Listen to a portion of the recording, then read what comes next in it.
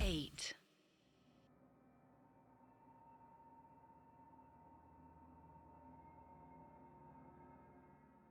दरअसल एक नहीं दो साइकोलॉजिस्ट ने रीता देवी का ट्रीटमेंट किया था। पहले थेरेपिस्ट जिनका नाम आशीष गुप्ता था वो शहर के जाने माने साइकोलॉजिस्ट थे।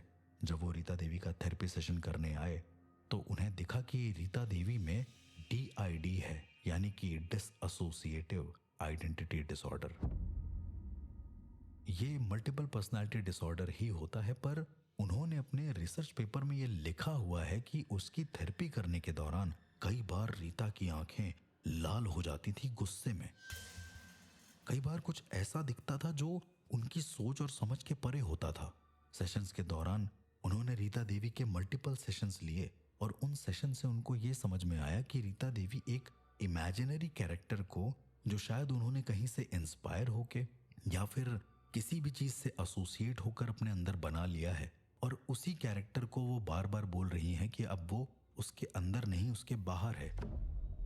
आशीष जी किसी भी सोल्यूशन तक पहुंच नहीं पा रहे थे। करीबन 1 महीने की थेरेपी चली और थेरेपी के बाद वहां के डॉक्टर्स ने करीबन 10 दिन का उन्हें रेस्ट देने के लिए बोला। वो थेरेपिस्ट रुक तो गए, लेकिन फिर जो हुआ वो बहुत ही ज्यादा भयानक था। वो शायद मैं आपको डिस्क्राइब भी ना कर पाऊं। इसमें एक डॉक्टर्स के द्वारा दिए गए बयान के अकॉर्डिंग लिखा हुआ है कि मेंटल असाइलम के डॉक्टर्स ने जब वापस से थेरेपिस्ट को कॉल किया तो थेरेपिस्ट आशीष गुप्ता जी उधर से कह रहे थे कि वो अब मेरे अंदर नहीं मेरे साथ रहती है। डॉक्टर्स का ये मानना था कि आशीष गुप्ता इलाज करते करते पागल हो चुके हैं। मतलब कि एक साइकोलॉजिस्ट जो पेशेंट के ही सेम बीमारी से ग्रसित हो गया हो। और कुछ लोगों का तो ये भी कहना था कि उन्हें कोई पैरानॉर्मल दिक्कत ने आकर पकड़ लिया है, कुछ ऐसा जो किसी को नहीं पता है। अलग अलग लोग अलग अलग दलीलें पेश कर रहे थे। कुछ लोगों का ये मानना था कि उनके अंदर कोई आत्मा आ चुकी है। अब यहाँ पर एक नहीं दो विक्टिम्स हो गए थे। दो ऐसे लोग जो एक ही चीज बार बार रिपीट कर रहे हैं। कुछ अलग साइकोलॉजिस्ट का ये भी मानना था कि ये शायद जो हो रहा है वो बहुत ज्यादा इन्फ्लुएंस में आने की वजह से हो रहा है। कुछ लोगों का ये भी मानना था कि वो जो साइकोलॉजिस्ट आए थे थेरेपी सेशन देने वो पोजेस हो चुके हैं, क्योंकि उनकी बातें बड़ी अजीब होती थी। उसके करीबन 1 साल के बाद एक नए थेरेपिस्ट को, यानी कि एक नए साइकोलॉजिस्ट को अपॉइंट किया जाता है और उन नए साइकोलॉजिस्ट का नाम होता है शुभम माथुर। ये एक बहुत ही जाने माने साइकोलॉजिस्ट है जो US से अपनी पढ़ाई कंप्लीट करके आए थे। इनका ये शायद पहला या दूसरा केस था। इनके भी रिपोर्ट्स मुझे मिले जो कि बहुत ही ज्यादा चौंका देने वाले थे। मुझे आगे की कहानी शायद यहीं से इंटरेस्टिंग लगी।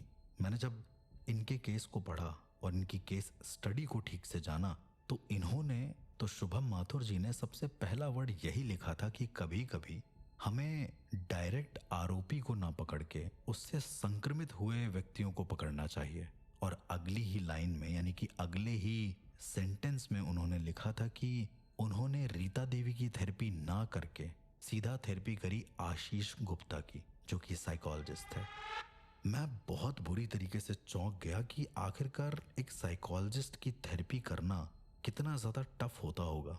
मुझे नहीं पता, यह आप लोगों के विवेक पर है कि आप सोचें। खैर मेरी बुद्धि जितनी कहती है उस हिसाब से एक साइकोलॉजिस्ट की थेरेपी करना हद से ज्यादा मुश्किल होता है और नतीजे बहुत चौंका देने वाले थे। जब उन साइकोलॉजिस्ट की एक थेरेपी करी गई तो पता चला कि एक ट्रॉमा है जो बहुत ही भयानक है। शुभम माथुर जी ने अपनी रिपोर्ट में साफ साफ ये लिखा है कि सेशन के दौरान कई बार आशीष गुप्ता जी ने, जो पहले साइकोलॉजिस्ट थे, उन्होंने चिल्ला चिल्ला कर बोला है कि उनकी बहन को मत मारो, उनकी बहन ने कुछ नहीं किया, गलत तरीके से मत छुओ उनकी बहन को। अब ये सारी चीजें जब सामने आई तो शुभम माथुर जी ने इस केस को और ज्यादा डिकोड किया। अब वो आशीष गुप्ता और रीता देवी दोनों की थेरेपी ऑल्टरनेट डेज में करने लगे। और इस थेरेपी को करने के बाद शुभम माथुर जी ने लिखा कि दरअसल आशीष गुप्ता जी को भी शायद जिंदगी में कभी ना कभी कोई छोटा मोटा ट्रॉमा मिला होगा। जब वो रीता देवी का सेशन कर रहे थे तो बात करते करते उन्होंने उनकी कहानी को इतना ज्यादा जी लिया, या फिर उनकी कहानी को उनके द्वारा बताई गई अपनी ऊर्जा को इतना ज्यादा समझ लिया कि एक टर्म होती है जिसे हम मास हिस्टीरिया थ्रू ट्रॉमा बॉन्डिंग बोलते हैं, वो क्रिएट हो गई। एक ऐसा कॉन्सेप्ट जिसमें आप थेरेपी लेने वाले पर्सन की कहानी में इतना ज्यादा इंडल्ज हो जाते हैं कि खुद को वही कैरेक्टर समझने लगते हैं, और ऐसे कर करके उस इंसान से जो भी एसोसिएट होता है उसके पास भी वही कहानी इर्द गिर्द घूमने लगती है। और इसी वजह से आशीष गुप्ता जी बार बार ये बोल रहे थे कि अब वो मेरे साथ रहती है, मेरे अंदर नहीं। दरअसल रीता देवी की एक और बहन थी जिसका नाम था तारा। रीता देवी अपने पिता और अपनी बहन के साथ शायद किसी गांव में रहती थी। थोड़े दिनों के बाद कुछ ऐसा हुआ जो सोच और समझ के परे था। उनके पिताजी रीता की बहन का शोषण करते थे, उसे मारते थे और न जाने क्या क्या करते थे। और एक दिन रीता देवी के पिताजी ने उसकी अपनी सगी बहन तारा को जिंदा जला दिया, मार दिया उसको। ये सब रीता देवी ने देखा और उसके ठीक अगले दिन रीता देवी के पिताजी ने उसकी अपनी सगी बहन को गला दबाकर मार डाला था। और ये सब रीता देवी ने अपनी आंखों से अपने बचपन में देखा था। अपनी बहन की मौत का बदला लेने के लिए रीता देवी ने अपने पिता के ऊपर मिट्टी का तेल डालकर उनके पूरे शरीर में आग लगा दी और उन्हें जिंदा जला दिया। इस ट्रॉमा ने उनके अवचेतन मन पर, यानी कि रीता देवी के अवचेतन मन पर एक ऐसा प्रभाव डाला कि वो उनके सबकॉन्शियस माइंड में कैद हो गया। उसके बाद से रीता देवी चुप चुप रहने लगी। फिर वो शहर आ गई और यहाँ पर उन्होंने अपनी एक नई जिंदगी शुरू करी। अब ये सारा ट्रॉमा का पता शुभम माथुर जी को सिर्फ और सिर्फ आशीष गुप्ता की थेरेपी करने से पता चला, यानी कि जो मेन सस्पेक्ट है नहीं उसकी थेरेपी करने से पता चला। शुभम माथुर जी अपनी अगली रिपोर्ट में लिखते हैं कि वो खुद गए और रीता देवी के सामने ये सारा का सारा सच बताया कि तारा अब नहीं है, तुमने अपने पिता को मारकर अपनी बहन को इंसाफ दिला दिया है, इसलिए अब परेशान मत हो। और उसी वक्त रीता देवी जोर जोर से रोने लगती हैं। शुभम माथुर जी लिखते हैं कि दरअसल में रीता देवी ने जिनके भी खून किए थे वो इंसान वही लोग थे जिन्होंने एक्चुअली में रीता देवी की बहन तारा के साथ न्याय नहीं किया था। शायद किसी ने रीता देवी की कंप्लेन या तारा की कंप्लेन, जो पीड़िता थी उसकी कंप्लेन शहर आकर पुलिस से लिखवाई होगी, मामला कोर्ट तक गया होगा और जैसे तैसे सब कुछ रफा दफा हो गया होगा। और उसके बाद ही शायद रीता देवी के पिता ने अपनी बेटी को मार डाला होगा। इसका बदला लेने के लिए रीता देवी को शायद हर एक पर्सन का नाम अपने बचपन में ही याद हो गया हो, क्योंकि कहते हैं कि बचपन में हमारी मेमोरी बहुत तेज होती है, जो ग्रैब कर लेती है वो पूरी जिंदगी रहता है। शायद ऐसा ही कुछ हुआ होगा कि रीता देवी को अपनी बहन के साथ नाइंसाफी करने वाले हत्यारों की इमेज बैठ गई हो और शहर आने के बाद एक प्लान के तहत पूरा काम किया हो। लेकिन यहाँ पर फिर एक और सवाल आता है। यहाँ पर आती है सीसीटीवी फुटेज। शुभम माथुर जी रीता देवी को उस दिन ठीक तो कर देते हैं, लेकिन अगले ही दिन रीता देवी की मौत हो जाती है। रीता देवी नॉर्मल हो जाती हैं, उनका वर्ड बार बार रिपीट करना बंद हो जाता है, बस वो एक चीख के साथ सब कुछ बंद कर देती हैं। अगले दिन वो मर जाती हैं। शुभम माथुर जी ने रिपोर्ट में प्रॉपर ये मेंशन किया है कि जो चीज उन्हें सबसे ज्यादा चौंका रही थी वो एक चीज थी, और वो थी सीसीटीवी फुटेज। यस, दरअसल में सीसीटीवी फुटेज में कुछ और ही था। जो भी इंसान उस सीसीटीवी फुटेज को देख रहा था वो सिर्फ डर रहा था। सीसीटीवी फुटेज में रीता देवी जब ये बोल रही थी कि अब वो मेरे अंदर नहीं है, मेरे साथ रहती है, तो उनके बगल में एक काली परछाई बैठी थी, पूरी की पूरी ह्यूमन फॉर्म में। अब यहां से केस और ज्यादा पलट गया। रीता देवी ने सारा इंसाफ तो कर लिया, यानी कि बचपन में जो भी ट्रॉमा उन्हें मिला, उनकी बहन का जहां पर भी इंसाफ नहीं मिला था वो उन्होंने शायद बड़े होकर उन लोगों से इंसाफ ले लिया। एक तो चलो ये बात मैं मान सकता हूँ कि उनके सबकॉन्शियस माइंड में रह गया होगा, इसलिए उन्होंने जाकर मार डाला होगा उन तीनों लोगों को, तीनों सस्पेक्ट को, क्योंकि उन्होंने मेन टाइम पर मदद नहीं करी। पर what about that CCTV footage? वो सीसीटीवी फुटेज इतनी ज्यादा भयानक थी कि उसका डिकोडेशन भी शुभम माथुर जी कर नहीं पा रहे थे। उनके दिमाग में भी ये एक अजीब सी चीज थी। उस रिसर्च पेपर में वो थ्योरी सिर्फ वहीं तक देते हैं। जब मैं अगला पन्ना पलटता हूँ तो उसमें 1 साल के बाद का टाइम होता है, यानी कि शुभम माथुर जी ने स्टडी के लिए कुछ वक्त लिया था। शुभम माथुर जी अब इस चीज को एक्सप्लेन करते हैं कि जब भी कोई इंसान बहुत ही ज्यादा आक्रोश के साथ या फिर कुछ ऐसा होता है उसके साथ जो बहुत ज्यादा भूल नहीं पाता है तो वो ट्रॉमा उसके दिमाग में ऐसा घर करता है कि इंसान बिल्कुल चुप हो जाता है, यानी कि उसकी बॉडी, उसका चेतन मन रिएक्ट करना बंद कर देता है। उसके अवचेतन मन में वो ट्रॉमा पनपने लगता है और धीरे धीरे वो ट्रॉमा एक विशालकाय रूप ले लेता है। जिस तरीके से ह्यूमन फॉर्म एग्जिस्ट करती है उसी तरीके से एक थॉट फॉर्म होती है जिसे हम ट्युल्पा कहते हैं साइंस की लैंग्वेज में। ऐसा शुभम माथुर जी ने लिखा। ये प्रॉपर प्रूफ है कि ये जो थॉट फॉर्म होती है ये एक फिजिकल रूप ले लेती है। इसे नग्न आंखों से देखा जा सकता है। सबसे बड़ी बात यह है कि उन्होंने एंड में बस इतना ही लिखा कि शायद सीसीटीवी फुटेज एडिटेड थी या फिर उसको किसी ने जबरदस्ती इस तरीके से बना दिया था या फिर लोगों का प्लेसिबो इफेक्ट था। अगर बहुत ज्यादा सीसीटीवी फुटेज को वो एक्यूरेट भी माने तो शायद वो एक ट्युल्पा था, यानी कि एनर्जी का ऐसा रूप जिसने ठीक रीता देवी के ही आकार की एक इमेज बना ली थी और वही कैमरे में दिख रही थी।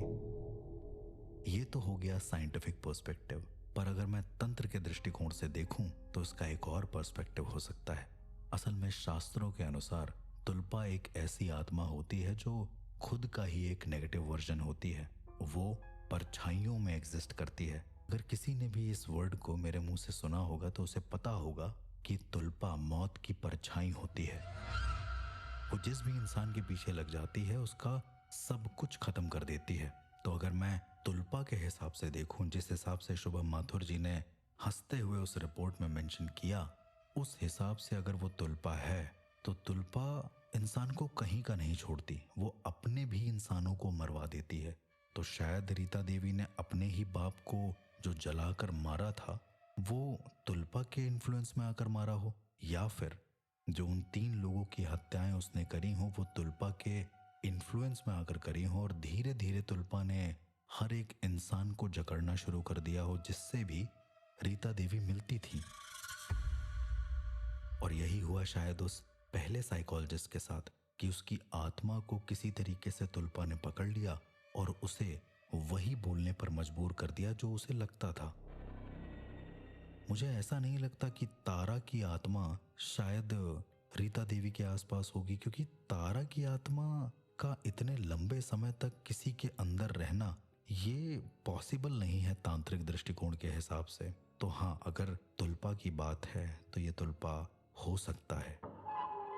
अब ये आपके विवेक के ऊपर है कि आप इसे तुल्पा मानते हैं, आप इसे प्लेसिबो इफेक्ट मानते हैं, आप इसे ट्यूल्पा मानते हैं, यानी कि एक नेगेटिव मैनिफेस्टेशंस जो कि एक आकार ले लेती है। एटम्स का एक ऐसा रूप, एनर्जीज का एक ऐसा रूप जो एक साकार रूप में परिवर्तित हो जाता है, या फिर सीसीटीवी फुटेज में की गई छेड़छाड़। अपने हिसाब से आप सोचिए और डिसाइड करिए कि आखिरकार ये नेचुरल था या सुपरनैचुरल क्राइम। जल्दी मिलते हैं एक और ऐसी ही दिल दहला देने वाली घटना के साथ। तब तक के लिए सुनते रहिए सुपरनैचुरल क्राइम्स विद आरजे अर्श।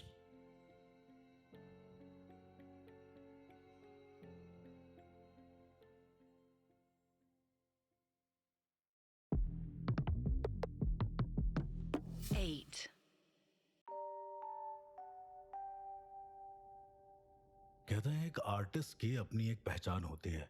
जब वो अपनी कोई कला बनाता है तो उस पर बहुत ज्यादा अपना टाइम व्यतीत करता है और टाइम के बाद वो कला एक ऐसा रूप ले लेती है जो बहुत ही ज्यादा सुंदर होती है, या एक तरीके से वो आर्ट इतनी प्यारी लगती है कि लोग उसे खरीदना शुरू कर देते हैं। पर क्या होगा अगर यही आर्ट एक क्राइम में तब्दील हो जाए?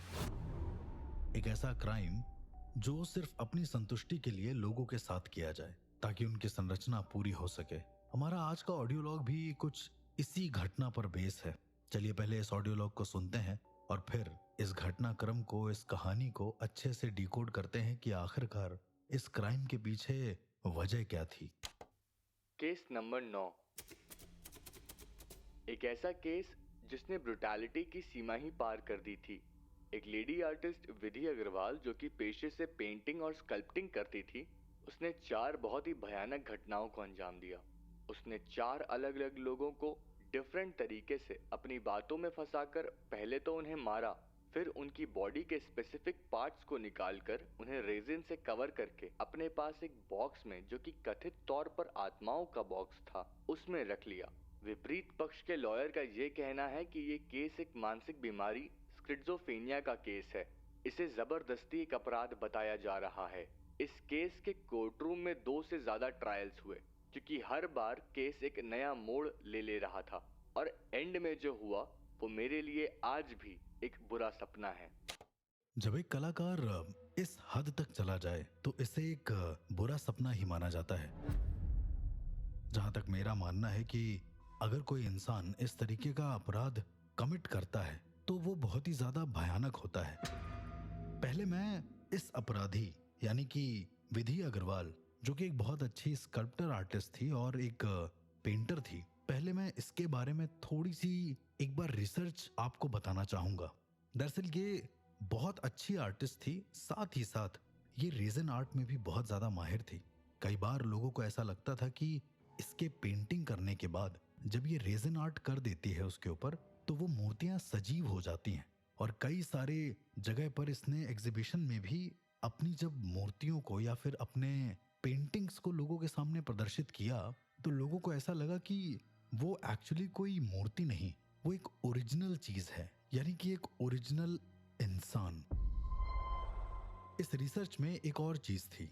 यहाँ पर विधि अग्रवाल एक ऐसी मूर्ति बनाती है जो कि देखने में हूबहू एक इंसान जैसी लगती है।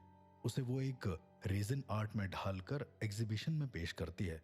शक उस दिन से लोगों का बहुत ज्यादा होने लगता है इसके ऊपर, और इसके 2 महीने पहले से उस शहर में हत्याएं होना शुरू हो जाती हैं। 4 हत्याएं, वो भी 3 महीने के अंदर, और चारों का एक ही चीज से कनेक्शन, वो है रेजिन आर्ट। पहली हत्या जो होती है वो एक बच्चे की हत्या होती है। बच्चा जो करीबन 3 साल या 4 साल का होता है, उसका शव एक खंडहर में पाया जाता है। पुलिस जब जाकर देखती है तो उस बच्चे की सांसें चल रही होती हैं, लेकिन उसका पूरा शरीर रेजिन में ढका होता है। सिर्फ नाक के एरिया को हल्का सा होल करके छोड़ दिया जाता है जिससे वो सांस ले सके। अब जरा आप इमेजिन करिए, एक जिंदा इंसान जिसके शरीर पर रेजिन लगाकर छोड़ दिया जाए तो कैसे वो सरवाइव कर पाएगा, वो भी जब एक बच्चा हो वो तो। पुलिस ने तुरंत उस लाश को कवर किया, उसके ऊपर से रेजिन हटाया, पर अफसोस वो बच्चा मर चुका था। वहां पर किसी भी और तरीके का सबूत नहीं था। एक्सेसिव ऑफ रेजिन होने की वजह से बच्चे की सांस अटक गई थी और वो ऑलमोस्ट मर चुका था। उसकी जो हल्की फुल्की सांसें चल रही थी, उसके बिना पर जब उसे हॉस्पिटल लाया गया और उसका पोस्टमार्टम किया गया तो पता चला कि पहले बच्चे को किसी तरीके का सिडेट्स देकर बेहोश किया गया है, और उसके बाद उसके बॉडी पे अलग अलग जगह पर एक एक डॉट लगाए गए हैं। डॉट जो कि एक अलग तरीके का मेजरमेंट्स हैं, उसके नाखून से लेके उसके रीढ़ की हड्डी से ऊपर आते हुए कुछ कुछ डॉट। पर ताज्जुब की बात यह थी कि वो जो डॉट्स थे वो किसी हथौड़ी और कील से मारे गए थे। पहला हादसा देखकर पुलिस बहुत ज्यादा हैरान रह गई कि आखिरकार ये कैसे संभव है, इतनी बुरी तरीके से किसी की हत्या कर देना कि सामने वाला देखने पर भी उसे बेहोश हो जाए। जब उस बच्चे की शिनाख्त कराने के लिए शहर में पूरी तरफ पोस्टर लगा दिए गए तो हॉस्पिटल में 2 लोग आते हैं। वो उनके माँ बाप होते हैं और वो बताते हैं कि उनका बच्चा घर के बाहर ही खेल रहा था। अचानक से एक तेज आवाज आई, जैसे कोई हवा चल रही हो बहुत तेज, या कोई गाड़ी आकर रुकी हो। उनके माँ बाप ने उतना ध्यान नहीं दिया, पर जब वो बाहर आए तो वहां पर वो बच्चा नहीं था। अब यहाँ पर 2 पॉसिबिलिटी आती हैं।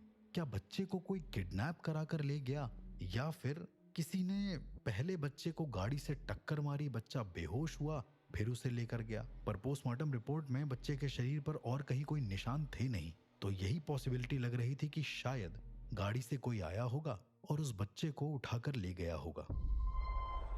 इसके बाद पुलिस बहुत ज्यादा तैनात हो गई और हर जगह उन्होंने अलग अलग तरीके से अपनी अपनी तरह से छानबीन करना शुरू कर दिया। उसके ठीक 15 दिन के बाद एक और मर्डर होता है, एक ऐसी लड़की का जो अपने कॉलेज में सबसे ज्यादा टॉप थी।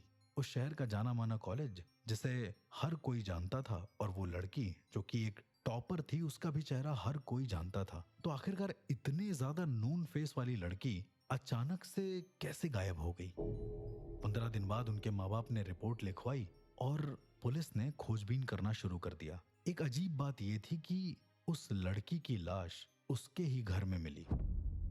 उसके घर के पीछे एक छोटा सा एरिया था, वहां पर उस लड़की की लाश मिली। पर अगेन लड़की की लाश पूरी तरीके से रेजिन में लिपटी हुई मिली, ऐसे जैसे रेजिन किसी ने बहुत ही बारीक तरीके से उसके बॉडी पर डाल दिया हो और रेजिन वहीं पर जम गया हो।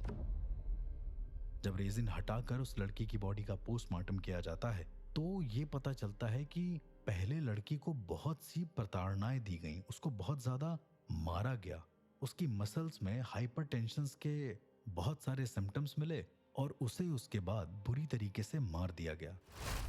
लड़की की नाक बहुत बुरी तरीके से टूटी हुई थी, जिसमें से खून निकल रहा था। एक और चीज थी जो बहुत अजीब थी, लड़की के हाथ का अंगूठा और अंगूठे के ठीक बगल वाली उंगली, ये दोनों चीजें लड़की के हाथ से गायब थी।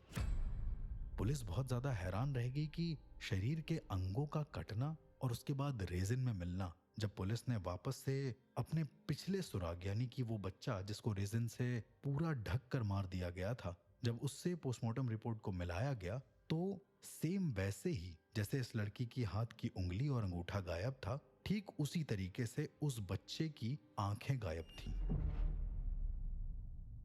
यहां पर पुलिस को धीरे धीरे शक होने लगा। एक ऐसा हत्याकांड जो बहुत ही ज्यादा अजीब था। पुलिस ने तुरंत उसी वक्त एक ऐसा एक्शन लिया जो काफी स्मार्ट था मेरे हिसाब से। उन्होंने शहर के जितने भी रेजन आर्टिस्ट थे उन सब को पुलिस स्टेशन बुलाया। पुलिस स्टेशन बुलाने के बाद हर एक इंसान से ये पूछा कि सबसे बेहतरीन रेजन आर्ट कौन बनाता है। शहर में टॉप के रेजन आर्टिस्ट सिर्फ 2 या 3 थे, जिसमें से एक इंसान बाहर गई हुई थी और बाकी के 2 से पूछताछ हो चुकी थी। करीबन 1 महीने के लिए ये सारी घटनाएं टल गईं। 1 महीने बाद एक और हादसा। इस हादसे में जो हुआ वो और भी ज्यादा भयानक था। वो शायद आम किलर करने को सोचे ही ना। जरा सोचिए, एक ऐसा किलर जो शमशान में जा रही लाश के ऊपर रेजिन डाल दे और उसे चुरा ले। आखिर ये क्यों कर रहा है?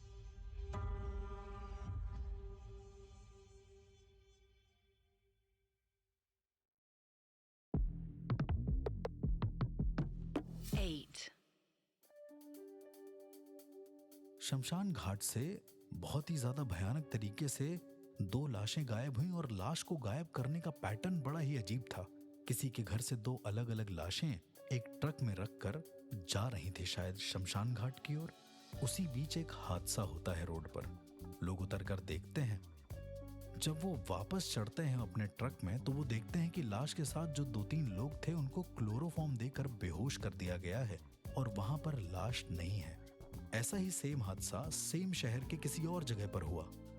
2 लाशें गायब हुई और वो दोनों लाशें जिस इंसान की थी उस इंसान के घर के बाहर रेजिन्स में पूरी ढकी हुई मिली। उनकी बॉडी को फेंक दिया गया था, ऐसे जैसे उनकी लाश को कोई उठाकर लाना चाहता हो और उस पर अलग तरीके का एक्सपेरिमेंट यानी कि रेजिन आर्ट का एक्सपेरिमेंट करके वापस से उसी इंसान के घर में फेंक देना चाहता हो। पुलिस को यहां से सबसे ज्यादा शक हुआ कि आखिरकार ऐसा भी कौन सा किलर है जो शमशान घाट में जा रही लाश को बीच रास्ते से गायब कर दे और उसके बाद वो इस तरीके की प्रक्रिया करे। इन दोनों लाश का पैटर्न भी बहुत सेम था। इन दोनों लाश के पैर के अंगूठे गायब थे, जीभ गायब थी, साथ ही साथ उनकी आंखें भी गायब थीं। अब शरीर के अंगों का गायब होना जो कि इतने ज्यादा इंपॉर्टेंट भी नहीं है, जो कि मरने के बाद एक तरीके से निष्क्रिय हो जाते हैं, उनका गायब हो जाना और पूरे शरीर का वापस से अपनी जगह पर भेज देना पर पूरा रेजिन से नहलाकर, ये कैसे संभव है? पुलिस ने इस बार जो छानबीन करी उसमें एक नाम सामने आया, विधि अग्रवाल, जो कि शहर की सबसे बड़ी रेजिन आर्टिस्ट थी। इस बार वो पुलिस के चंगुल में आई। उससे कई बार पूछा गया तो उसने बोला कि उसने ऐसा कुछ भी नहीं किया है, चाहे तो वो उसके घर की तलाशी ले ले। जब पुलिस ने उसके घर में छापा मारा तो चारों तरफ देखा पर कुछ नहीं मिला। विधि अग्रवाल के घर के नीचे ही एक पूरी उसकी आर्ट गैलरी थी। पुलिस ने वहां पर भी देखा तो वहां पर भी कुछ नहीं मिला। पुलिस वहां पहुंचकर उसकी सारी आर्ट्स को देख रही थी। एक बड़ी अजीब सी चीज थी कि उस पर ह्यूमन आर्ट और बहुत सारे अंगों के अलग अलग आर्ट मौजूद थे। पहले पुलिस को शक हुआ कि शायद इसने अंगों को यहां पर लाकर रख दिया होगा।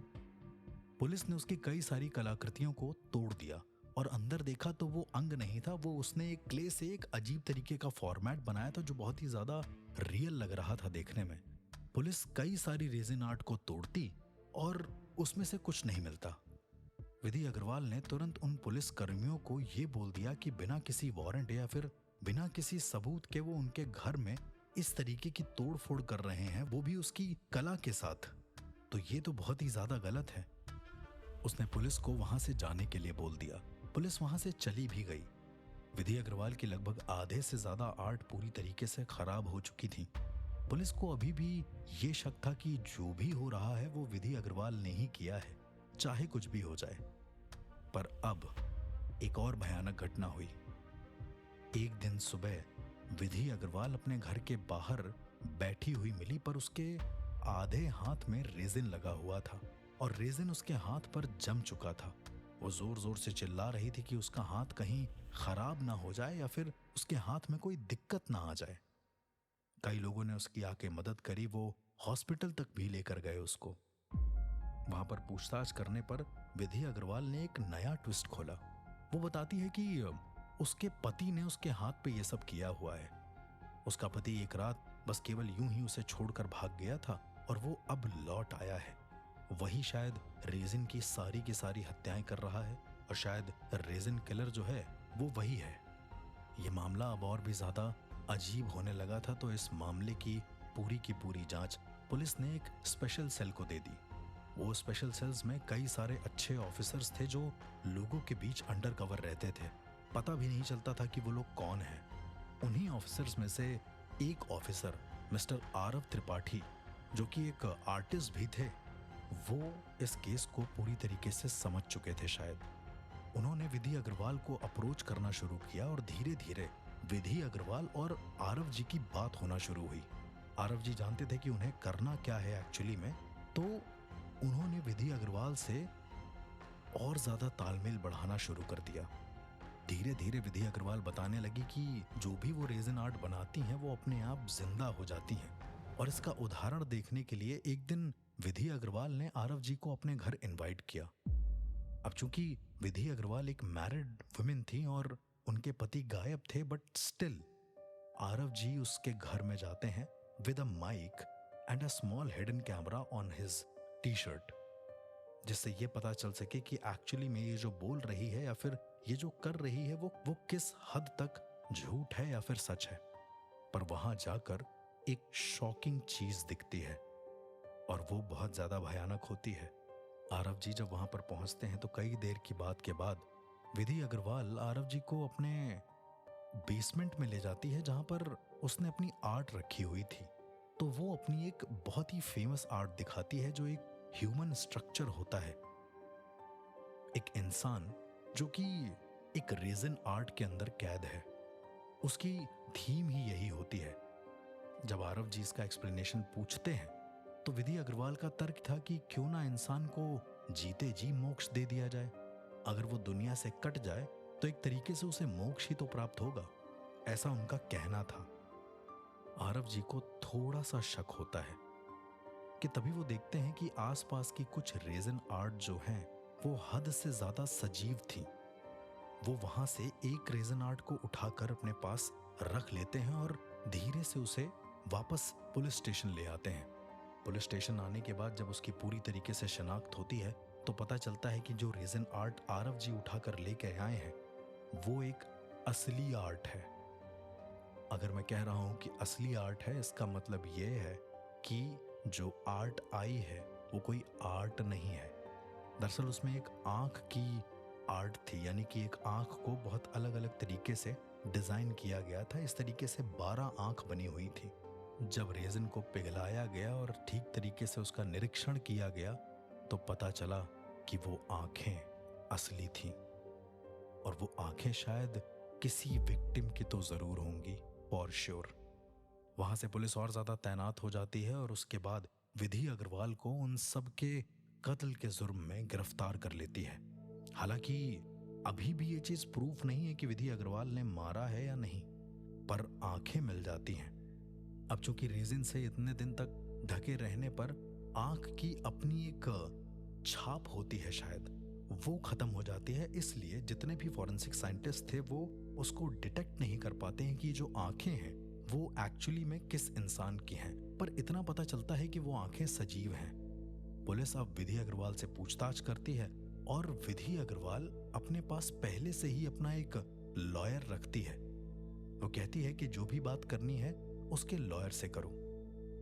कोर्ट में अब जितने भी लोग मरे थे, यानी कि जो पहले के 4 लोग मरे थे, वो चारों के चारों एक साथ विधि अग्रवाल पर मुकदमा दर्ज कर देते हैं। पुलिस के कहने पर यह केस और भी ज्यादा स्ट्रांग हो जाता है और इसे कोर्ट में लाया जाता है। जैसा कि हमारे लॉयर ने इस ऑडियो लॉग में बताया कि वहां पर आने के बाद वो बहुत अजीब तरीके से बिहेव कर रही थी। उसकी जो लॉयर थी वो बार बार ये कह रही थी कि ये एक स्किज़ोफ्रेनिक का केस है, एक ऐसा केस जिसमें इंसान वो जो कर रहा है वो किसी मानसिक बीमारी के चलते कर रहा है, वो किसी नॉर्मल बीमारी के चलते नहीं कर रहा है, वो अपने होश में नहीं है। विधि अग्रवाल की लॉयर उसको पूरी तरीके से एक मेंटल पेशेंट साबित करने में लगी थी, लेकिन वो देखने में बिल्कुल एक शातिर हत्यारी लग रही थी। हमारे लॉयर ने इस केस को लड़ा और वो बहुत ज्यादा परेशान भी हुए। उन्होंने अपनी रिसर्च में यह भी लिखा कि उससे केस लड़ते वक्त डिफेंस काउंसिल ने इतनी ज्यादा दलीलें पेश करी कि वो भी दंग रह गए कि एक लॉयर विधि अग्रवाल के लिए इतनी ज्यादा क्यों लॉयल हो रखी है। क्या विधि अग्रवाल ने उस लॉयर को पूरी तरीके से खरीद लिया है या फिर कुछ और? क्योंकि डिफेंस लॉयर बार बार अपने आप को यह बता रहा था कि वो एक मानसिक रोगी का केस लड़ रहा है, इस वजह से कोर्ट को बार बार ट्रायल्स करने पड़े। कोर्ट ने बार बार ये बोला कि सबूतों के मिलने तक या फिर ये जब तक प्रूफ नहीं हो जाता कि जो खून है उसमें इनके फिंगरप्रिंट्स हैं या फिर इनका किसी भी तरीके से सम्मिलन है, तब तक इन्हें अंडर ऑब्जर्वेशन रखा जाएगा, पर इन्हें जेल में नहीं रखा जा सकता। लेकिन फिर इस केस का एक और पहलू सामने आता है और बहुत ही ज्यादा अजीब। जो रिसर्च पेपर में उन लॉयर ने मुझे दिया है, ये पढ़कर मैं बिल्कुल हैरान रह गया। एक गवाह सामने आता है जो कि एक ऐसी डायरी देता है जिसमें विधि अग्रवाल का पूरा सच होता है, पर गवाह का ये कहना था कि वो कोर्ट के सामने नहीं आएगा वरना विधि अग्रवाल उसे भी मरवा देगी। जब वो डायरी को कोर्ट में पेश किया जाता है तो उसमें विधि अग्रवाल की ही हैंडराइटिंग होती है और उसमें लिखा होता है कि विधि अग्रवाल चाहती थी लोगों का खून करना। एक सबसे खतरनाक चीज लिखी होती है जो विधि अग्रवाल कोर्ट में एक्सेप्ट भी कर लेती है बाद में। उस डायरी में लिखा होता है कि मेरी तांत्रिक साधना शायद पूरी तरीके से सफल हो जाती अगर मैं 5वां खून भी कर देती। पंच शरीरों को अपने रेजिन में जमाने से शायद उसको पता चल जाता कि आत्मा कहाँ रहती है। अब यहां से केस एक अलग टर्न लेता है। आखिर कौन था वो इंसान जिसने ये डायरी दी थी? विधि अग्रवाल के जो लॉयर थे उन्होंने बार बार ये चीज पूछा कि आखिर कौन है वो इंसान जो इस तरह की दलीलें पेश कर रहा है या फिर इस तरह के सबूत दे रहा है। ये चौथा ट्रायल था कोर्ट में और बहुत ज्यादा शांति थी। विधि अग्रवाल अभी भी आजाद थी। उसके बाद एक घटना होती है जिससे ये कन्फर्म हो जाता है कि जो भी चीज हो रही है वो विधि अग्रवाल ही करवा रही है। दरअसल वो जो गवाह था उसका शरीर रेजिन आर्ट से भरा हुआ मिलता है, यानी कि वो जमा हुआ मिलता है एक रेजिन से। जब पुलिस उसकी बॉडी को लेकर आती है और विधि अग्रवाल के पुराने डॉक्यूमेंट से मैच करती है तो पता चलता है कि वो गवाह और कोई नहीं बल्कि विधि अग्रवाल का पति ही था। अब यहां से केस एक और इम्पोर्टेंट टर्न ले लेता है। विधि अग्रवाल के पास अब कोई ऑप्शन नहीं होता है तो वो अगले दिन कोर्ट ट्रायल के दौरान सीधा एक ही चीज कहती है कि मेरे पति देव मुझसे हर रात बात करते हैं। उन्होंने कहा था कि जो लोग पाप करते हैं उन्हें शुद्ध होना चाहिए और शुद्धि तभी होती है जब शरीर को स्थायित्व मिले। रेजिन आत्मा को स्थिर करता है, इसीलिए विधि अग्रवाल ने अपने पति के ऊपर रेजिन डाल दिया। विधि ने यह सब शुरू भी अपने पति के कहने पर ही किया था। अब चूंकि इसका पति तो मर चुका था तो कोर्ट ने विधि अग्रवाल को ही पूरी तरीके से दोषी मान लिया क्योंकि उसने ये बात बोल दी। जबकि कोर्ट में लॉयर साहब ने एक और चीज पूछी। उन्होंने पूछा कि क्या आप मानती हैं कि आत्माएं शरीर के अंगों में रहती हैं और उन्हें रेजिन में कैद करने से मुक्ति मिलती है? तो विधि अग्रवाल कोर्ट ट्रायल के दौरान हंसकर कहती हैं कि आपकी आत्माएं कभी टूटी नहीं वकील साहब, इसलिए आप समझ नहीं पाएंगे। जिस दिन आपकी आत्मा टूटेगी उस दिन आप भी शुद्ध हो जाएंगे और आप भी इस रेजिन की तरह जम जाएंगे, क्योंकि मरने के बाद तो ये शरीर एक रेजिन के समान ही तो होता है। जैसे किसी की बॉडी पे रेजिन डाल दो। तो मैंने जिंदा जिंदा किसी को मोक्ष दे दिया तो क्या गलत किया? लेकिन अभी भी एक चीज जो थी बहुत ज्यादा अजीब थी, वो ये थी कि विधि अग्रवाल ये सब खून कर क्यों रही थी? क्या उसे एक तांत्रिक प्रक्रिया के जरिए ये सारी चीजें करनी थी? डिफेंस लॉयर भी अब कुछ नहीं बोल रहे थे, क्योंकि हर एक प्रूफ विधि अग्रवाल के खिलाफ थे। विधि अग्रवाल ने जब ये जाना कि उसकी डायरी को किसी गवाह ने दिया है, तो उसने किसी और से बोलकर, यानी उसकी स्टूडेंट, एक और कोई लड़की जिसका नाम उसने शायद आज तक नहीं बताया है, उसके जरिए अपने ही पति को मरवा दिया। इसके बाद विधि अग्रवाल ने पुलिस को सारा बयान दिया। वो बताती है कि वो सिर्फ आत्माओं को कैद करना चाहती थी, क्योंकि कहते हैं कि शरीर को तो मोक्ष मिलता नहीं है, आत्माओं को मिल जाता है। इस वजह से वो शरीर के अंगों को कैद करके उन्हें मोक्ष प्रदान कर रही थी, ताकि वो इस दुनिया में हमेशा के लिए रहें। और विधि अग्रवाल की आंखें इतनी शून्यता से भरी थी कि वो बिल्कुल भी चीजों को मान नहीं रही थी। वो कह रही थी कि उसने जो किया है बिल्कुल सही किया है। ये मामला एक मनोवैज्ञानिक परीक्षण के लिए जब भेजा गया, तो वहां पर भी मनोचिकित्सक ने यही कहा कि ये दिमागी रूप से पूरी तरीके से बीमार है, इस पर किसी घटना का ऐसा प्रभाव पड़ा है कि ये उससे बाहर आ ही नहीं पा रही, और वो घटना सिर्फ किसी की मौत हो सकती है। शायद बचपन में किसी की मौत हो गई होगी, इस वजह से विधि अग्रवाल को ट्रॉमा लगा होगा। कोर्ट ने विधि अग्रवाल को आजीवन कारावास की सजा दे दी, पर विधि ने जाते जाते ये कहा कि मैंने किसी को मारा नहीं, मैंने उन्हें अमर कर दिया। रेजिन से तुम शरीर बचाते हो, मैंने आत्माओं को संजोया है। और अब फैसला होने के बाद भी कोर्ट के पास कई सारे सवाल थे। क्या विधि सिर्फ एक अपराधी थी, या सच में कोई ऐसी ताकत थी जो उसे ये करने पर मजबूर कर रही थी? और अगर वो पागल थी तो इतनी ज्यादा एक्यूरेट योजनाएं कैसे बना रही थी? कोर्ट ने फैसला तो सुना दिया, पर सच अब भी 3 परतों में जिंदा था। अपराध, विधि का सोच समझकर किया गया खेल, पैरानॉर्मल, आत्माओं की उपस्थिति जो अब भी शायद उसकी गैलरी में महसूस होती थी, और एक साइंटिफिक रीजन, एक ऐसी कलाकार, एक ऐसी आर्टिस्ट जिसकी कल्पना ने शायद उसे ये करने पर मजबूर कर दिया। ये आप अपने विवेक के हिसाब से सोचें कि क्या सच्चाई हो सकती है। मैंने तीनों पहलू आपके सामने रख दिए हैं। मिलते हैं एक और ऐसी दिल दहला देने वाली घटना के साथ। तब तक के लिए सुनते रहिए सुपरनैचुरल क्राइम्स विद आरजे अर्श।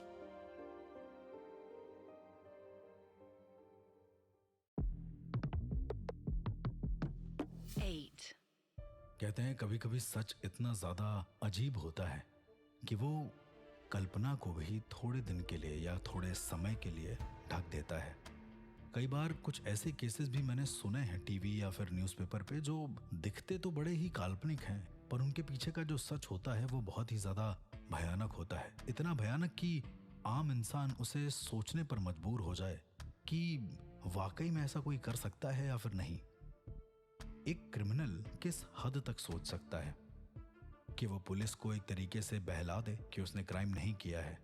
चलिए मान लीजिए वो क्रिमिनल किसी तरीके से कोर्ट में आ गया, तो क्या वो कोर्ट को भी बहला सकता है कि क्राइम उसने नहीं किया, दरअसल किसी भूत या प्रेत या किसी पैरानॉर्मल घटना के तहत ये सब हुआ है? एक ऐसा केस जहां पर सच में ऐसा हुआ, ये पॉसिबिलिटी भी हमारे बीच एग्जिस्ट करती है। इन लॉयर के इस ऑडियो लॉग में मैंने जो सुना वो शायद कोर्ट के लिए भी बहुत हैरान कर देने वाला था। 2 ऐसे खूनी जो इतने ज़्यादा खतरनाक थे कि कोर्ट भी उनके चंगुल में आ गया। अब ये एक सच्ची घटना है या वहम, ये तो इस केस को पूरा जानने और इसको डिकोड करने के बाद ही पता चलेगा। कभी कभी आरोपी इतने ज्यादा शातिर होते हैं कि वो कोर्ट तक को भ्रमित करने में इतने सक्षम हो जाते हैं कि कोर्ट में 1 नहीं 2 नहीं बल्कि 3-3 ट्रायल्स करने पर कोर्ट मजबूर हो जाता है। एक कपल जिन्होंने 2 साल में कई सारी हत्याएं करी, पर सबसे ज्यादा खतरनाक पहलू ये था कि वो हत्याएं किसी बूढ़े इंसान से अपनी आंखों के सामने कराते थे। जैसे जैसे वो बूढ़ा इंसान चॉपर से मृत इंसानों के पार्ट्स को टुकड़े में काटता, वैसे वैसे ये सब करवाने वाले कपल चॉपर के साउंड पर एक अलग तरह का डांस करते। सेकेंड ट्रायल्स में मेरी आंखों के सामने जो कुछ भी हुआ वो एक प्रॉपर पैरानॉर्मल घटना थी। कोर्ट की लाइट्स ब्लिंक होने लगी और जैसे ही लाइट्स का फ्लिकर होना 3 मिनट बाद बंद हुआ, पेशकार के साइड वॉल पर लिखा था, सभी दोषी मारे जाएंगे।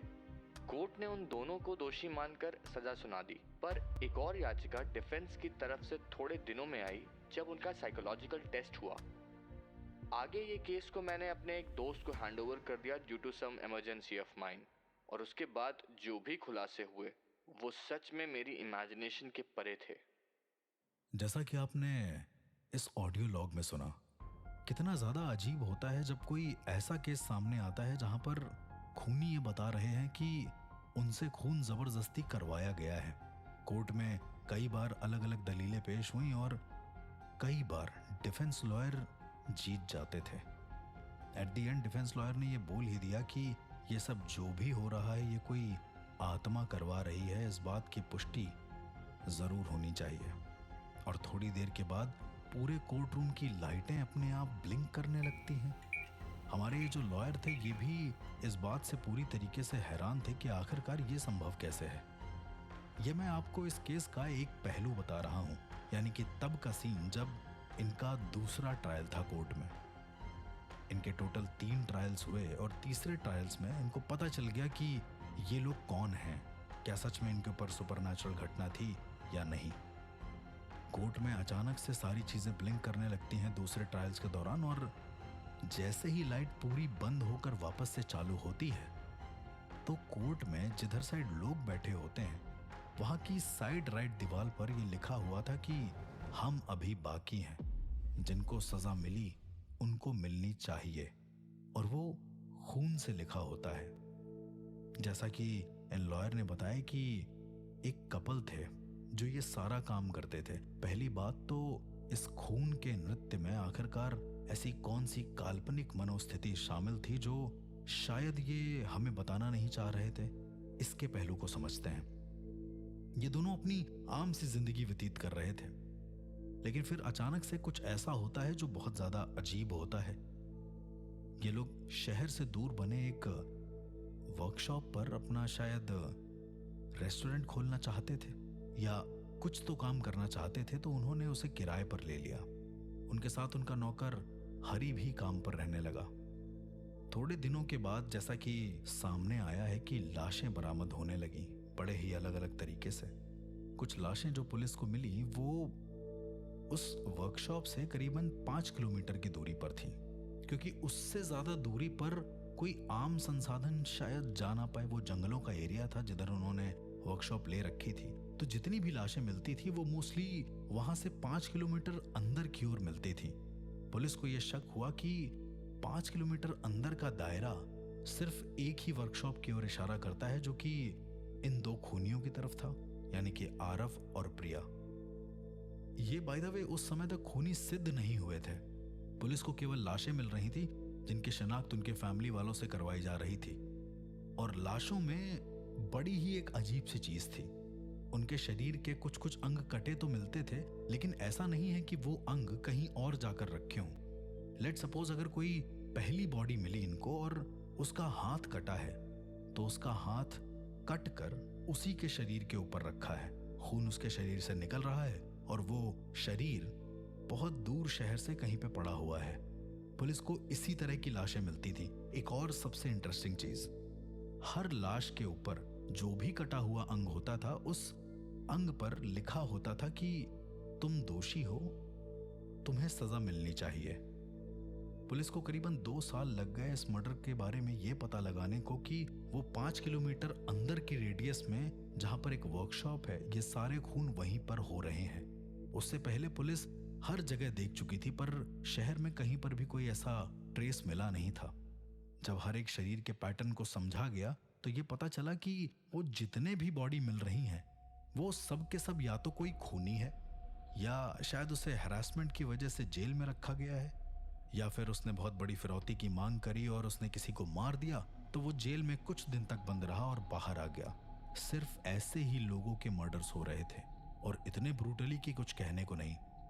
सेकंड मर्डर जो हुआ, पुलिस ने जब उसे देखा तो उसमें इंसान का सर और पैर दोनों कटा हुआ था और उसके सर पर एक पर्ची लगी हुई थी जिसे शायद स्टेपल कर दिया गया था और उस पर्ची में भी वही लिखा था कि तुम दोषी हो, तुम्हें सजा मिलनी चाहिए। अब पुलिस के लिए ये बहुत ही अजीब सी बात हो रही थी कि वो खूनी को नहीं पकड़ पा रहे थे। किसी तरीके से स्क्वाड्स को बुलाया गया और शायद वो कहते हैं कि खूनी भी कभी कभी गलती कर जाते हैं और ऐसी गलती जो बिल्कुल पुलिस देख सकती है। बस एक उस घटना का इंतजार था पुलिस वालों को। ऐसा ही कुछ हुआ। 2 साल के बाद जब एक और दुर्घटना होती है तो पता चलता है कि वो जितने भी खून हो रहे थे वो शहर के अंदर किसी ने नहीं, शहर के बाहर से किसी ने करे हैं। पर जो भी इंसान ये कर रहा है उसको शहर के अंदर का हर एक एरिया पता है। पुलिस ने जब सारी रिसर्च करी और उसे पता चला कि एक कपल हैं जो ये सारा काम करते हैं, उनको रंगे हाथों पकड़ने के लिए पुलिस ने एक छोटा सा स्टिंग ऑपरेशन किया। पुलिस ने अपने ही किसी पर्सन को फेक मुजरिम बनाया और उसे जेल में डालकर वापस से उस शहर में छोड़ दिया। शायद आरव और प्रिया की नजर फिर से उस पर थी। वो इंसान बाहर निकलता है और उसी बॉर्डर पर जाकर खड़ा हो जाता है जहां से शहर समाप्त होता है। और ये आरव और प्रिया के लिए बहुत ही इजी टू कैच अपॉर्चुनिटी थी कि वो लोग उस इंसान को मार सकें।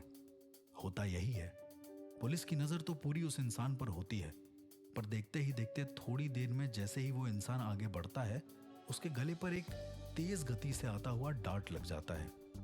वो डार्ट शायद वेनम या फिर किसी अजीब से सिरम से इंजेक्ट होता है और वो इंसान बेहोश हो जाता है। पुलिस ये सब कुछ देख रही थी लेकिन छुपकर। थोड़ी देर में वो लोग देखते हैं कि एक बूढ़ा इंसान आता है और उस लाश को घसीट कर 5 किलोमीटर अंदर लेकर जाता है। वो लेजेंड जंगलों के बीच से उस बॉडी को, यानी कि जो पुलिस का एजेंट था, उसको घसीट कर लेकर अंदर की ओर जा रहा था और वो 5 किलोमीटर तक घसीटता है उसको, जिसकी वजह पर वो पुलिस का एजेंट जो बेहोश था उसके पीठ पर काफी कुछ निशान भी बन जाते हैं। पुलिस देखती है कि वो उसे एक वर्कशॉप में ले जा रहा है, एक ऐसा वर्कशॉप जो जंगलों के बीचों बीच बना हुआ है। वहां ले जाकर वो गेट की चाबी खोलता है और अंदर चला जाता है। इस समय वो वर्कशॉप पूरी तरीके से पुलिस से घिर चुकी थी। पुलिस वाले हर एक चीज सुन सकते थे और देख सकते थे कि अंदर क्या घटना हो रही है या फिर किस तरह का कृत्य चल रहा है। पुलिस ध्यान से सब कुछ देखती है तो पुलिस पाती है कि एक कपल बैठे हुए हैं। उनके सामने वो बूढ़ा आदमी लाश लेकर आता है और उसके बाद एक बड़ा सा चॉपर लेकर आता है। उस बड़े से चॉपर को जैसे ही वो इंसान पुलिस के एजेंट पर मारने वाला होता है, इशारे में वो जो कपल होते हैं वो उसे रोक देते हैं और दूसरी तरफ इशारा करते हैं। वो बूढ़ा आदमी तुरंत रुकता है और दूसरी तरफ से एक और लाश उठाकर लेकर आता है। इसके बाद एक बहुत ही सॉफ्ट और बहुत ही मेलो म्यूजिक प्ले करते हैं वो लोग।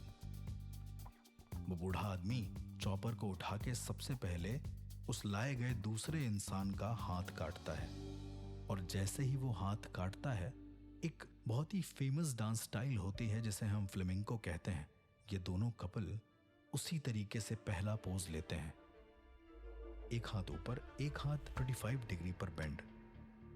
ये बहुत ही अजीब होता है जो पुलिस नज़ारे देख रही होती है, क्योंकि पहली बीट पर मैं अगर बोलूं कि पहले चॉप पर जिसमें किसी का खून निकल रहा है, उस पर वो कपल पहला पोज देते हैं डांस का। उसके बाद जैसे जैसे वो काटता जाता है बॉडी को, वैसे वैसे वो कपल अलग अलग पोज में डांस करते हुए जाते हैं। एंड द मोमेंट वो पूरी तरीके से चॉपिंग कर लेता है, वो कपल सीधे से खड़े हो जाते हैं और ऐसे बो करते हैं जैसे बहुत सारी ऑडियंस उन्हें देख रही हो। पुलिस ये सब अपनी आंखों से देख रही थी और रिकॉर्ड भी कर रही थी।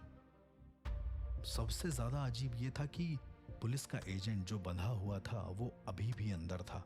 इससे पहले कि इससे भी ज्यादा कोई हीनियस क्राइम होता, पुलिस ने सारे रिकॉर्ड जैसे ही इकट्ठा किए, एक साथ पुलिस वर्कशॉप के दरवाजे को तोड़कर अंदर आ जाती है। आरव और प्रिया और उनका नौकर हरी, ये तीनों को वो गिरफ्तार कर लेती है और जिस इंसान की बॉडी को काटा था, दरअसल वो इंसान पहले ही मर चुका होता है। काफी दिन पुरानी लाश होती है। उसकी बॉडी भी पोस्टमार्टम के लिए वो लोग भेज देते हैं और साथ ही साथ पुलिस का सहयोगी जो बेहोश हो चुका था, उसे भी किसी तरीके से होश में लाया जाता है। अब पुलिस आरव और प्रिया से पूछताछ कर रही होती है कि आखिरकार ये सब उन्होंने किया तो क्यों किया। आरव और प्रिया कहते हैं कि उनकी गलती नहीं है, उनसे जबरदस्ती कोई करवा रहा था, उन्होंने अपने भी माँ बाप को ऐसे ही किया था। ये चीज वो एक्चुअली पुलिस को कबूल लेते हैं। पुलिस इससे पहले कोई एक्शन लेती, अचानक से पुलिस स्टेशन में एक फोन आता है। फोन किसी बड़े लॉयर का होता है। वो लॉयर कहता है कि आप हमारे क्लाइंट्स को ऐसे जेल में नहीं रख सकते, ये पूरा का पूरा केस पहले कोर्ट में जाएगा और उसके बाद ही कोई फैसला होगा तो होगा, और अगर आपने हमारे क्लाइंट्स को जरा सा भी मारा तो ये इलीगल होगा और आपके खिलाफ एक्शन हो सकते हैं। पुलिस ने कोई ठोस कार्यवाही ना करते हुए उन्हें जेल में ही रखा। हालांकि वो उन्हें इस क्राइम के लिए बंद भी कर सकते थे, पर जिस तरीके से लॉयर ने अपनी दलीलें पेश करी पुलिस को, वो शायद कुछ कर नहीं पाए। सबूत तो थे, सब कुछ था, पर जब तक आरोपी कबूल नहीं लेता है कि उसने एग्जैक्ट गुनाह किया है, तब तक वो दोषी सिद्ध होता नहीं है। और वो लोग बार बार मना कर रहे थे कि उनकी मनोस्थिति खराब है। यहाँ से दो चीजें सामने आती हैं, क्या वो लोग सिर्फ अपने रोमांच के लिए मर्डर कर रहे थे और डांस कर रहे थे, या फिर वो सच में पागल थे। खैर, उन्हें कोर्ट में पेश किया जाता है।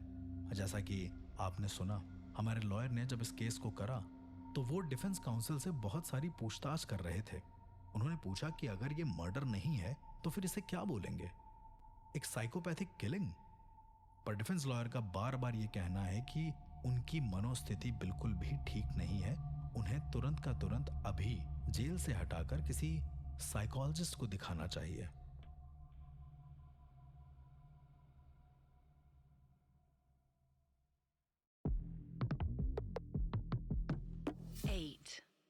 मैं आपको बता दूं कि कोर्ट रूम के अंदर जब भी कोई मुजरिम या फिर जब भी कोई ऐसा आरोपी जिसके ऊपर आरोप लगाया गया हो, वो अगर ये बोल देता है कि उसे एक मेंटल कंडीशन है और अगर वो सिद्ध हो जाती है तो कोर्ट उसे सजा नहीं दे सकती। ऐसे ही कुछ उस वक्त भी हुआ। वो बार बार मनोस्थिति करके शायद कोर्ट को बहलाने में पहली बार में सक्षम रहे। कोर्ट ने कहा कि ठीक है, अगर वो ऐसा चाहते हैं तो उनकी इस स्थिति को प्रूव करने के लिए एक मनोचिकित्सक को भेज दिया जाए। कोर्ट 2 दिन के लिए रोक दी जाती है। अगली तारीख पर वापस से सब आते हैं। अगली तारीख पर भी हमारे जो लॉयर थे वो कहते हैं कि आखिरकार क्या मनोस्थिति ऐसी है जिसमें डांस करते हुए, जिसमें ये चैतन्य है कि वो एक फ्लेमिंगो डांस स्टाइल कर रहे हैं, स्टिल वो किसी को मार रहे हैं और उसे देखते हुए वो लोग हंस रहे हैं। आखिर ऐसी कौन सी मनोस्थिति है जो कॉन्शियस और सबकॉन्शियस दोनों ब्रेन पर हावी है। वहीं पर एक साइकोलॉजिस्ट आते हैं जो कि शायद डिफेंस पक्ष के ही होते हैं। वो कहते हैं कि इनको डिसएसोसिएटिव साइकोसिस है, एक ऐसी बीमारी जिसमें पता नहीं चलता है कि इंसान क्या कर रहा है और उसके बाद उसको गिल्ट भी होता है।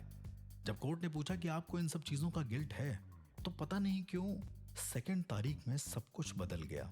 जैसे ही आरोपी यानी कि आरव और प्रिया कुछ बोलने वाले थे, ठीक उसी वक्त कोर्ट में लाइट्स ब्लिंक होने लगती हैं और प्रिया जोर से चिल्लाकर कहती है कि अब वो आ गया है और सब मरेंगे। करीबन 3 मिनट लाइट ब्लिंक होने के बाद अचानक से लाइट ठीक भी हो जाती है। जब तक कि कोर्ट में मौजूद जितने भी सहयोगी होते हैं, जब वो मीटर्स को चेक करने जाते हैं, वहां पर कुछ नहीं मिलता, सब कुछ नॉर्मल होता है, लेकिन लाइट ब्लिंक कर रही होती है। 3 मिनट के बाद लाइट ठीक होती है और एक बहुत बड़ी चीज सामने आती है, एक ऐसा कृत्य जो शायद पूरे कोर्ट में किसी ने नहीं सोचा होगा। प्रिया वहीं पे खड़ी होती है, प्रिया के हाथ में खून लगा होता है। ये पक्का दिख रहा था सभी को कि प्रिया अपनी जगह से हटी नहीं है। और प्रिया के ठीक अपोजिट साइड में दीवार पर, जहां पर पेशकार बैठे होते हैं, उसके ठीक पीछे वाली दीवार पर लिखा होता है कि हर एक दोषी को सजा मिलेगी। अब ये बहुत ही ज्यादा भयानक था पूरे कोर्ट के लिए। सब लोग बहुत ज्यादा डर चुके थे वहां पर बैठे, क्योंकि ये काफी सुपरनैचुरल घटना हो गई थी। हमारे लॉयर भी इसी बात में चौंक गए थे कि आखिरकार ये कैसे पॉसिबल है। अभी तक जो ऑडियो लॉग में आपने सुना वो ये था। इसके बाद जो हुआ उसका रिकॉर्ड तो शायद हमारे लॉयर के पास भी नहीं रहा, क्योंकि उन्हें भी कई बार इस तरह की घटनाएं देखने को मिली तो वो डर चुके थे। पर उनका कहना था कि विज्ञान से परे कुछ भी नहीं है, जो कि मैं भी मानता हूं। हमारा जो तंत्र है वो भी एक तरीके का विज्ञान ही तो है।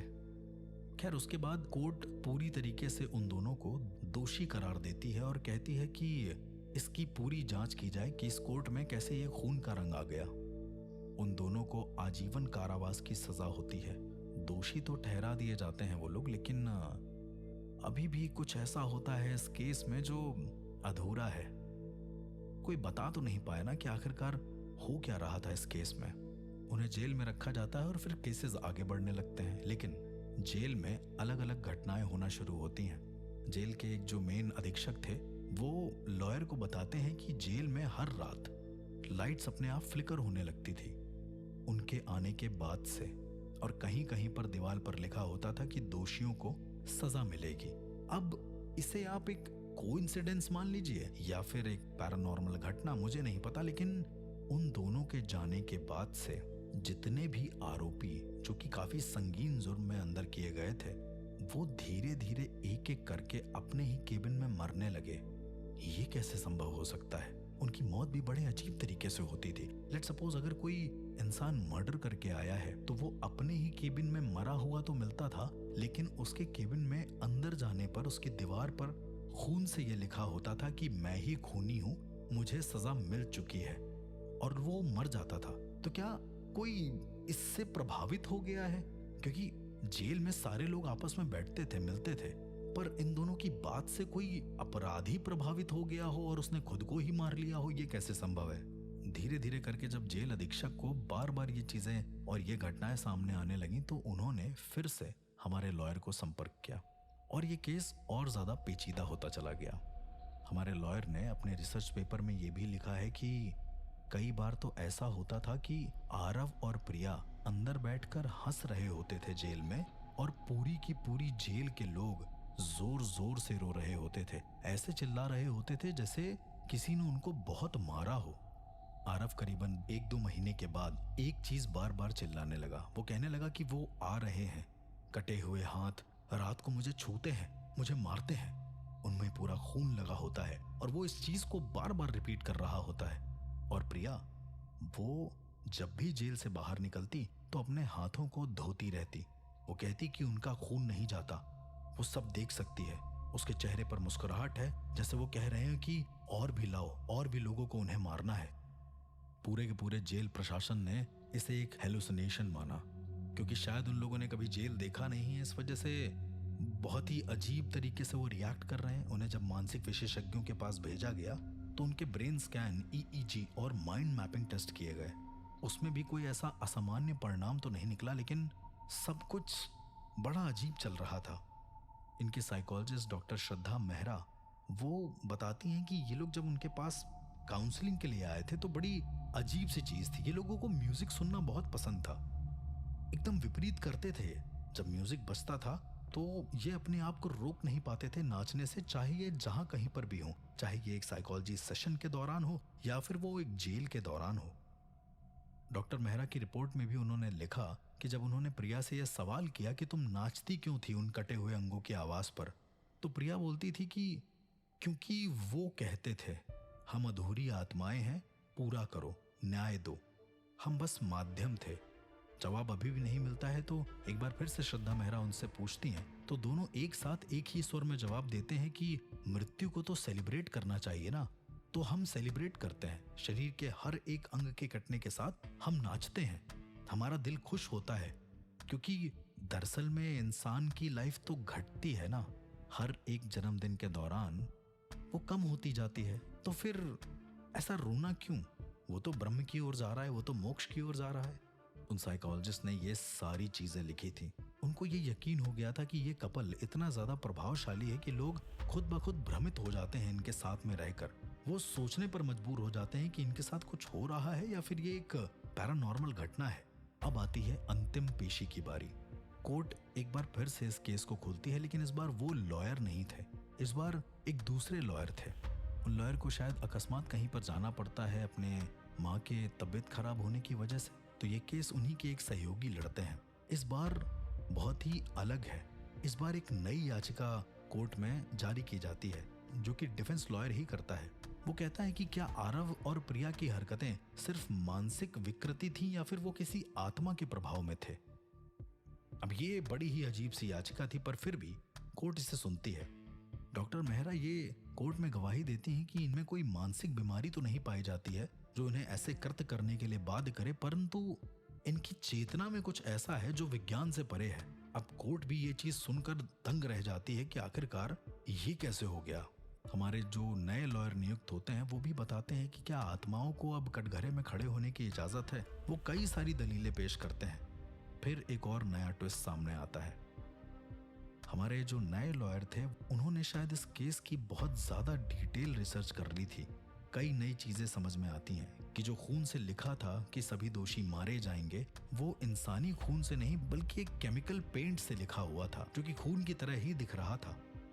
हमारे जो नए लॉयर थे वो भी एक नए मनोवैज्ञानिक डॉक्टर को पेश करते हैं और वो नए मनोवैज्ञानिक डॉक्टर कहते हैं कि प्रिया और आरव दोनों उच्च स्तरीय डिसएसोसिएटिव आइडेंटिटी डिसऑर्डर और एक नई टर्म है जिसे हम साइकोपैथिक मैनिपुलेशन सिंड्रोम कहते हैं, उससे ग्रसित हैं। ये ना केवल आपकी सोच को अलग अलग करता है बल्कि दूसरों की मानसिकता को भी प्रभाव में लेने की कला अपने आप आ जाती है। इन दोनों ने मिलकर पैरानॉर्मल का एक ऐसा भ्रम फैलाया ताकि इन्हें मानसिक रूप से कमजोर कहा जाए और उसके बाद इन्हें सीधा मेंटल हॉस्पिटल भेज दिया जाए, ना कि जेल। नकली खून बनाना और ये सब चिल्ला चिल्ला कर कोर्ट में कहना कि वो मुझे मार देगा और जेल में जबरदस्ती हाथ धुलना, ये सब इनकी एक सोची समझी साजिश थी। जज ने सारे मामले को बहुत ठीक से सुना और उन्होंने एक फैसला सुनाया। जज कहते हैं कि इस न्यायालय को बरगलाने के लिए जानबूझकर मानसिक बीमारी का ढोंग रचाया गया। आत्माओं के नाम पर एक सोची समझी स्कीम चलाई गई जिससे न्याय को झांसे में लाया जा सके। इसलिए कोर्ट प्रिया और आरव को दोषी पाते हुए पूरी उम्र के लिए कठोर कारावास की सजा सुनाता है। साथ ही साथ विभाग को सख्त निगरानी के लिए आदेश दिए जाते हैं। अब यहाँ पर फैसला पूरा हो चुका था। आज भी वो लोग जेल में तो बंद हैं, उनको हर दिन किसी न किसी तरीके से पुलिस टॉर्चर करती है, पर आज भी जेल अधिकारी जो हैं वो ये बात कहते हैं कि आरव और प्रिया आपस में ये बात कर रहे हैं हर दिन कि हमने विश्वास तो दिला दिया है ना सबको। और आरव बोलता है कि शायद अगली बार और भी बड़ा खेल खेलेंगे वो और उनको विश्वास हो जाएगा क्योंकि वो आने वाले हैं। मैं अभी भी नहीं समझ पाया कि इन सारे बयानों में आरव और प्रिया ये क्यों कह रहे हैं कि कोई बड़ा आने वाला है। आरव और प्रिया दोनों अपने आप को अब ऐसा समझने लगे हैं कि वो इंसान है ही नहीं, वो किसी देवता के गण हैं या फिर किसी राक्षस के। दोनों ही चीजें पॉसिबल हो सकती हैं। कभी कभी अपनी ही सोच उस हद तक चली जाती है कि हम इस घटना को सच मान लें या कल्पना कर लें, इसमें हम फंस कर रह जाते हैं। शायद आरव और प्रिया के साथ बचपन में या फिर किसी तरीके का कोई ऐसा हादसा हुआ होगा आपस में जिसका खुलासा शायद आज तक हुआ नहीं है, पर जो मेरे नए लॉयर थे उनके साइकोलॉजिस्ट यही बताते हैं कि उनके साथ जरूर कोई ऐसा ट्रॉमा एसोसिएट है जिसमें डांस और मौत दोनों शामिल है। और अब वो अपने आप को इंसान तो बिल्कुल नहीं समझ रहे। उनकी मनोस्थिति बहुत ही ज्यादा खराब हो चुकी है और अब शायद वो ऐसे ही रहेंगे जिंदगी भर। मेरे दिमाग ने हंसते हुए यही बोला कि शायद हैं तो वो दिखने में दो इंसान ही जो खुद को भगवान समझ बैठे हैं। और ये केस अभी भी लेफ्ट आउट ही रहता है कि उन लोगों ने ये जितना भी खून किया ये सब एक साजिश के चलते किया, एक साइकोपैथिक किलिंग के चलते किया, या फिर सच में कोई ऐसा था जो आने वाला है इस धरती पर और इन दोनों को अपना मोहरा बना रहा है। ये केस मैं आपके ऊपर छोड़ता हूं। आप लोग अपने विवेक से तय करिए कि आखिरकार क्या सच है और क्या भ्रम। मिलते हैं एक और ऐसी नई घटना के साथ। तब तक के लिए सुनते रहिए सुपरनैचुरल क्राइम्स विद आरजे अर्श।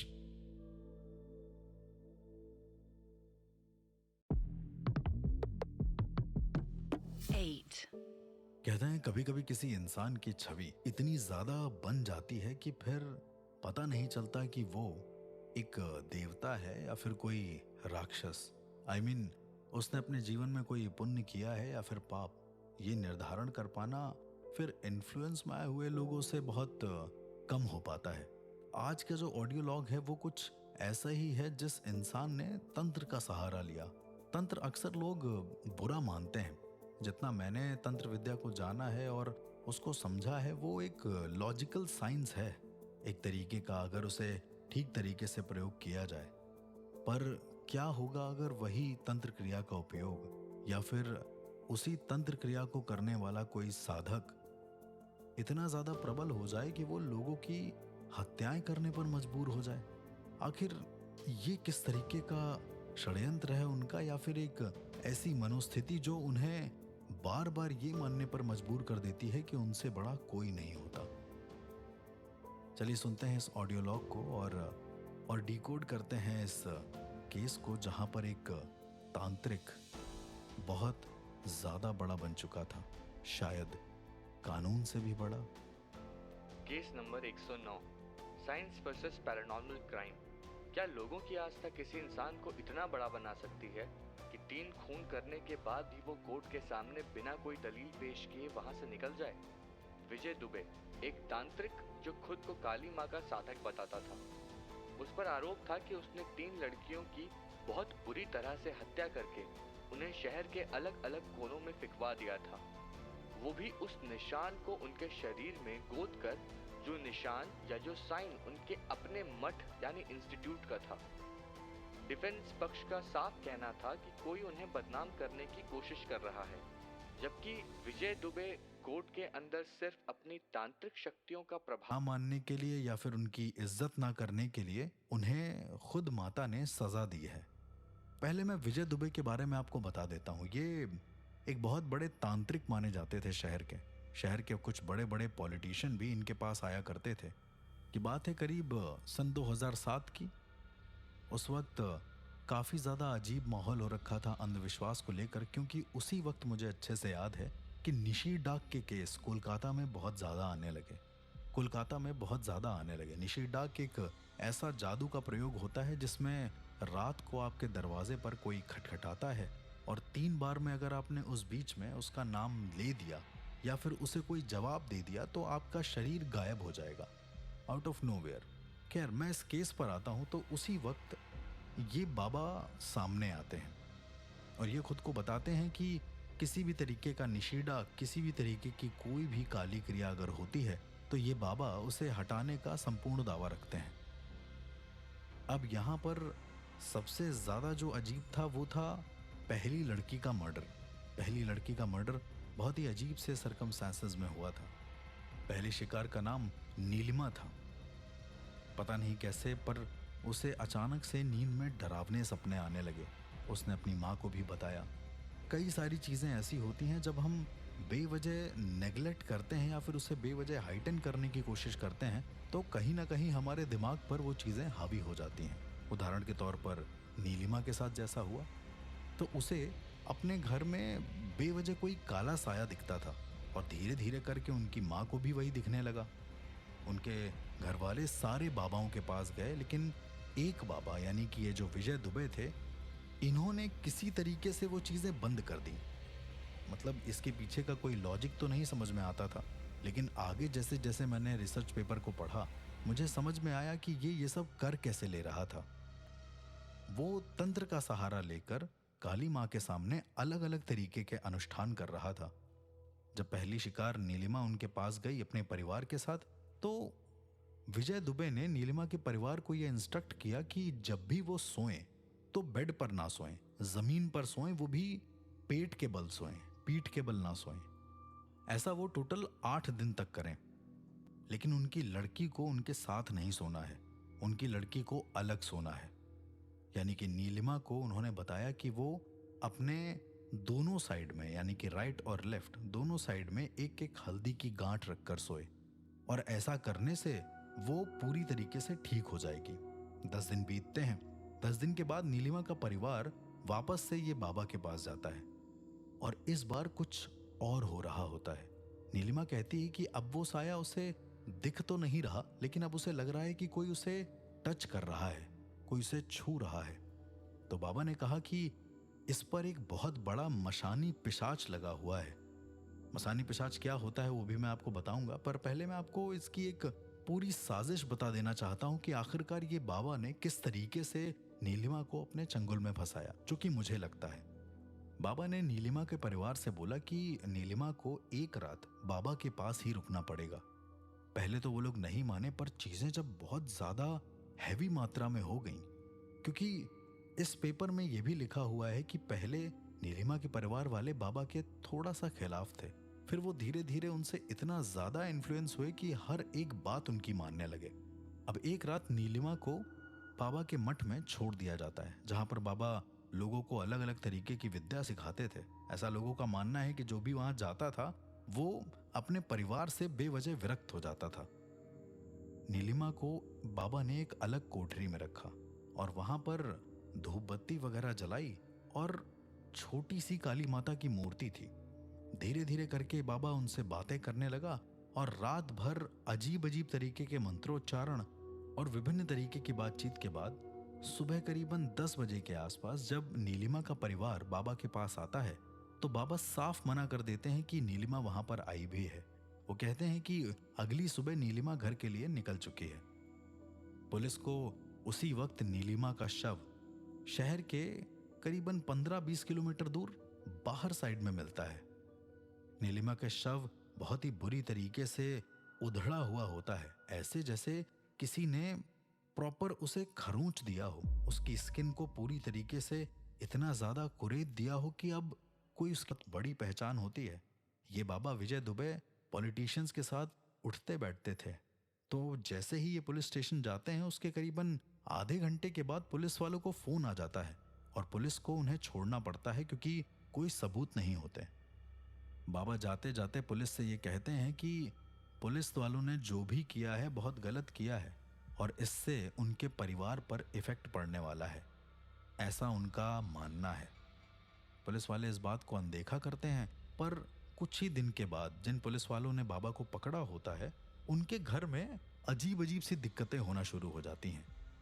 जैसे उनके घर में लोग बीमार होने लगते हैं, साथ ही साथ अचानक से आउट ऑफ नोवेयर उनके घर का पानी खराब हो जाता है। अब ये सब कैसे हो रहा था ये किसी को नहीं पता। उनके घर वालों में से शायद किसी को लगा कि ये सब कोई सुपरनैचुरल घटना है। वो लोग भी अपना किसी और तांत्रिक या बाबा को दिखाने लगे।